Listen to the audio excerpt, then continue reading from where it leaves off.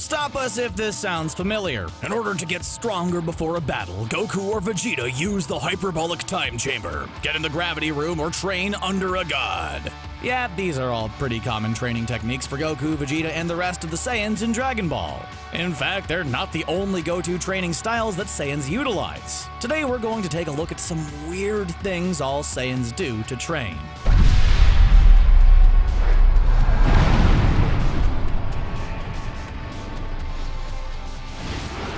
While this concept has been more or less abandoned by the Dragon Ball franchise, one of the oldest ways that Goku got stronger in the original series, and how he and Vegeta got stronger in early sagas of Dragon Ball Z, is by pushing themselves to the brink of death. You see, Saiyans were known for their strength, fighting ability, and their great ape transformations. However, they have another power that isn't as widely known. Their recovering abilities that make the old "what doesn't kill you makes you stronger" saying a reality, also known as a Zenkai boost. When a Saiyan is pushed to the brink of death, they recover with the strength and power to overcome whatever pushed them to that point. Vegeta knew of this ability and made use of it throughout the Namek and Frieza sagas, and while Goku was unaware of the specifics of it himself, he also utilized it while traveling to Namek. He did so by training in 100 times Earth's gravity and recovering with Senzu beans. Later on, he was near death after his fight with Ginyu, recovering in the healing tank and coming back even stronger. Again, Goku and Vegeta don't use this tactic anymore, but it was a significant training method for parts of the franchise. As time has passed in the Dragon Ball universe, peace has more or less been established on Earth. Because of this, there's less need for Goku and Vegeta to fight all the time. In fact, Goku has moved on to working more on his family's farm than training to get strong. However, that doesn't mean he doesn't want to train, since he shirks responsibility quite often to go off and train. Some examples of this are when Goku left to train with Whis instead of staying behind and providing for his family, when he neglected to get his tractor fixed to go fight instead, and when he left to train with King Kai after Mr. Satan gave him a whole boatload of money. Gohan isn't any better either, since he would sneak training sessions in as a kid when Chi-Chi wanted him to study, and he stepped down from his job as a scholar to train with Piccolo and get his strength back. Vegeta has done the same thing as well, avoiding going to Bulma's party because he wanted to train in the gravity chamber instead. That is, until she yelled at him to get his Saiyan butt over to the party. Saiyans tend to avoid responsibility in order to train. On top of shirking responsibility, Goku and Vegeta are known for combining their training with their work and personal lives. They incorporate training into just about everything. This concept was introduced during the World Martial Arts Tournament Saga, when he and Krillin trained under Master Roshi, who used labor and farming as a means of strengthening their bodies. Fast forward to Dragon Ball Super, and Goku still uses farm work as a means of training, finding ways to stay strong while working even if Chi-Chi doesn't like it. Vegeta is pretty similar in this regard. Sure, he doesn't need a job since his wife is super rich, but he still doesn't know how to take a break. The evidence of this came when he and his family flew off to a vacation destination, and instead of sitting inside Bulma's plane like a normal person, Vegeta opted to stand on top of the plane as a means of training, which Bulma used to mess with him as she flew through some rough terrain. The Saiyans of Dragon Ball tend to always have training on the brain, so much so that they use work and vacation to train when they shouldn't be. We couldn't do a video about how Saiyans train without talking about high-gravity training. Seriously, if there's one method of training that Dragon Ball's known for, it's high-gravity training. Goku did it, Vegeta did it, Trunks did it, and we're sure that even those who we haven't seen train in high gravity have used the training method at some point. It makes sense that training in high gravity became a part of the series, since planet Vegeta has gravity 10 times the strength of Earth's, and Goku trained on King Kai's planet. However, once Goku used the gravity machine on his spaceship to Namek, it became the go-to training method of Vegeta, who used the ship and later the gravity room to increase his power from the Androids Saga and on. In fact, Vegeta is the primary user of the gravity room, using it so often that it was basically his only method of training prior to becoming Whis' student. Seriously, Vegeta spends more time in the gravity room than he does anywhere else. Training in high gravity is definitely a huge part of the Dragon Ball franchise, especially when it comes to Saiyan training, standing as Vegeta's most used method of getting stronger.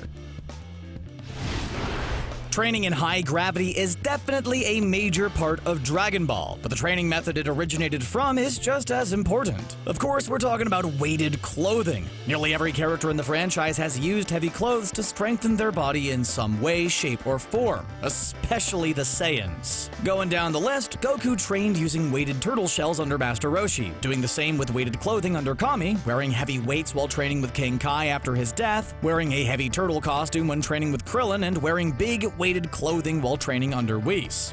Woo! Those are a lot of examples. Vegeta and Gohan also trained using weighted clothing, since the former wore the same outfit that Whis made Goku wear to train, and the latter wore the same clothes as Piccolo during the Cell Saga. Trunks and Goten are excluded from this list, since as far as we know, they haven't trained using weighted clothes at any point in the series. But Trunks did train in the gravity room with his father. Regardless, weighted clothing is a staple of the Dragon Ball franchise, and both Saiyans and humans have used it as a go-to method of training to get more powerful. Another common training method for Saiyans in Dragon Ball is studying under the tutelage of gods and deities. Once again, Goku is the best example of this training trope, since he trained with a total of 5 different gods. The first deity that Goku trained under was Korin, who eventually led him to his second godly teacher, Kami. Kami trained Goku alongside fellow deity Mr. Popo, and they wouldn't be the last of Goku's godly masters. Next up was King Kai, who took Goku under his wing to train him for the arrival of the Saiyans, leaving him with the Kaioken and the Spirit Bomb techniques. Most recently, Goku has trained under Whis, an angel who also serves as Vegeta's teacher, making him another Saiyan to train under a god. Gohan also falls under this category, since he was trained by Shin and the old Kai. And when he was trained under Piccolo in Dragon Ball Super, the Namekian was his completed self by that time, meaning he trained under Kami in a kind of weird way. Additionally, future Trunks trained with the Grand Supreme Kai, so he also falls into this category. Saiyans training under deities is a pretty common occurrence in the Dragon Ball franchise. Remember earlier how we mentioned that pushing themselves to near death was a method that both Goku and Vegeta used to get stronger? Well, there's another part to it that we have yet to cover. Self-harm. In the same way that pushing themselves to the brink of death has given Goku and Vegeta massive increases in strength, hurting themselves has also served to give these two Saiyans an increase in their durability, strength, and overall power. This might sound like we're just talking about the same thing, but this is worthy of its own entry. There are quite a few instances of Goku straight up Kamehamehaing himself just to test his own strength, and Vegeta is also known for purposefully hurting himself or asking others to hurt him in order to test his strength or increase his power. The most famous instance of this being when he asked Krillin to severely injure him on Namek. Again, it goes hand in hand with the Saiyan approach to getting stronger, pushing themselves to near death, but it's worth its own entry because pushing themselves to death isn't always an active choice, and hurting themselves for a power-up has been a method used by both Goku and Vegeta for a quick strength increase. Like the gravity room, training in the Hyperbolic Time Chamber is a major go-to training method for the Saiyans of the series. In fact, there are very few characters in the series that trained in the chamber who aren't Saiyans. The Hyperbolic Time Chamber was first introduced in the Androids and Cell Sagas, and was presented as a means of getting stronger in a short period of time, since a year inside the chamber is only 1 day outside of it. With this, Vegeta and Trunks trained inside and increased the limits of their Super Saiyan forms. After they emerged, Goku and Gohan stepped in to train for a year themselves, training that gave Gohan his own Super Saiyan form as well as a new haircut. Fast forward to the Buu Saga, and both Goten and Trunks trained inside the Hyperbolic Time Chamber in order to master fusion so they could fight Buu. Even further forward, we saw Goku and Vegeta train in the Hyperbolic Time Chamber for 3 whole years in order to prepare for the tournament against Universe 6, coming back with full beards and a whole lot of body odor. Saiyans are pretty partial to using the Hyperbolic Time Chamber to train. Super Saiyan forms are useful and powerful. There's no denying that. However, they're power multipliers, meaning they're only powerful if the Saiyan's base form is powerful as well. Thus, one of the go-to methods that Saiyans have used to make themselves stronger is to train in their base form. Instead of training as a Super Saiyan to become a stronger Super Saiyan, a Saiyan has to train their base form in order to make their various transformations a more effective weapon in their arsenal. Think about it this way: if every time Goku wanted to get stronger after he gained the power to go Super Saiyan, he just stayed in the form to train, he wouldn't get stronger, and if he did, it wouldn't be as quickly or effectively. So, in pretty much every recent instance of Goku and Vegeta training, they hardly ever break out their Super Saiyan forms. They just train in their base forms in order to increase the power that their Super Saiyan multipliers will multiply. In other words, a tried and true training method that Saiyans use to make themselves stronger, both in their base forms and as Super Saiyans, is to increase their base form's strength and power. While it is important for a Saiyan to train their base form in order to increase the power that their Super Saiyan forms multiply, pushing the Super Saiyan form is itself a common method of training for Saiyans. Meaning, pushing the Super Saiyan forms past their initial power into new, different, and stronger forms is a staple of the series. Trunks and Vegeta pushed their Super Saiyan forms to their 2nd and 3rd grade levels while training in the Hyperbolic Time Chamber. And Goku eventually learned to do the same, pushing his to a full power Super Saiyan form. Gohan eventually pushed this even further when his anger drove him to become a Super Saiyan 2 during his fight with Cell. Goku continued to push things further while he was dead, using his undead body to push Super Saiyan to a 3rd level, Super Saiyan 3. This trend continued into Dragon Ball Super as Goku and Vegeta developed their Super Saiyan Blue forms, pushing Super Saiyan God to a new level. Any way you look at it, taking one Super Saiyan form and pushing it to a new level is one of the most common methods of getting stronger for the Saiyans of Dragon Ball.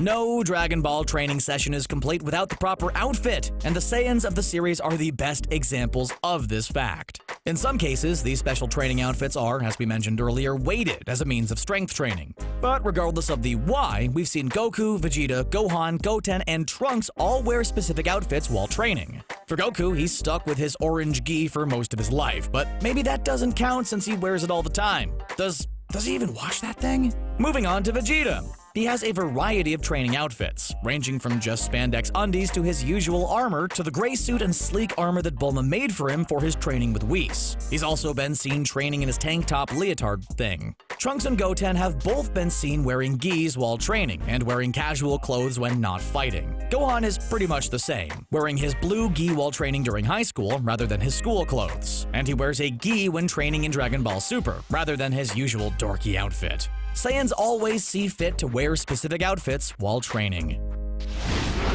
The best way for a Saiyan to get stronger is to push their body to its limits, then recover stronger than before, a super-powered version of how real-life training works. We've discussed this already, but we've yet to truly cover how Saiyans incorporate this into training. Sure, we've talked about how it can make them stronger, but not about how they continue to take advantage of the ability in training.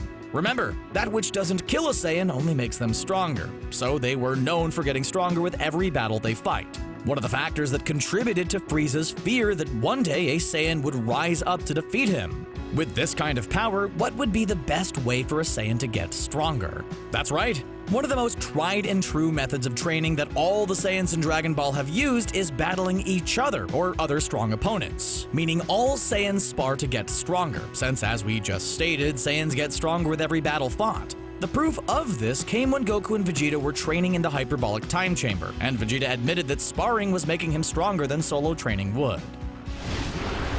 Getting really hurt, near the brink of death, or all beat up from a battle means nothing for a Saiyan's training if they don't recover afterward. This is to say that one of the things all Saiyans do to train is recover. There are two different ways Saiyans can recover. They could wait it out as their bodies naturally heal, or they could use some sort of supernatural means. By supernatural means, we're talking about healing methods like the healing tanks of the Frieza Force, Dende's healing abilities, or, of course, the power of the Senzu Beans. Most Saiyans in the series have utilized one of these healing methods, and by recovering from near death with them, they ended up getting stronger, making recovery a necessity in getting stronger. In fact, Master Roshi made sure to instill this idea into his students, telling Goku to get proper rest after training to ensure his body recovers stronger, a lesson he passed down to Gohan when they rested before the Cell Games. Even the most intense Saiyans in the series understand that recovering after a tough battle, a near-death experience, or any other heavy beating is key to getting stronger,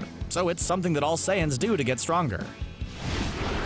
An important part of recovering is having a proper meal, and for Saiyans, that means eating a whole lot of food. This is why we wanted to include eating a lot of food as one of the things that all Saiyans do to train. Think about it. How many times did Goku scarf down massive amounts of food after a lot of fighting? One of the best examples of this came after Goku and Gohan got out of the Hyperbolic Time Chamber, since they asked Mr. Popo to prepare them tons and tons of food.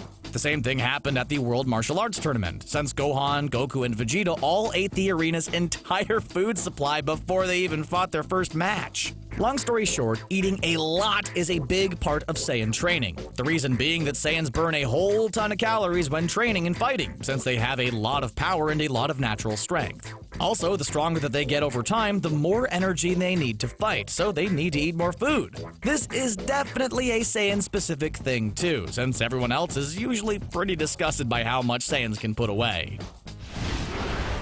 Last and certainly not least, one of the things that all Saiyans have done throughout the franchise in order to get stronger is train with family. We can't really prove that this is essential to or even necessary for getting stronger, but it's still significant that every Saiyan in the series has trained with a member of their family at least once. Going down the list, Goku trained with Gohan in the Hyperbolic Time Chamber and in a few instances of Super. Next, Vegeta trained with Trunks on 2 occasions, first in the Cell Saga when he and future Trunks trained in the Hyperbolic Time Chamber, and later when he trained with Kid Trunks in the early Buu Saga. Goten also got to train with family, both when Chi-Chi taught him how to fight and when he and Gohan trained together, Gohan teaching his little brother to fly alongside Videl. Even Broly makes this list, since he was trained by his father Paragus. Story-wise, it makes sense to have these characters train together, since they're part of warrior family, so it's more or less a way of bonding, but regardless of the reason, there's no denying that training with family members is something that all Saiyans do to get stronger.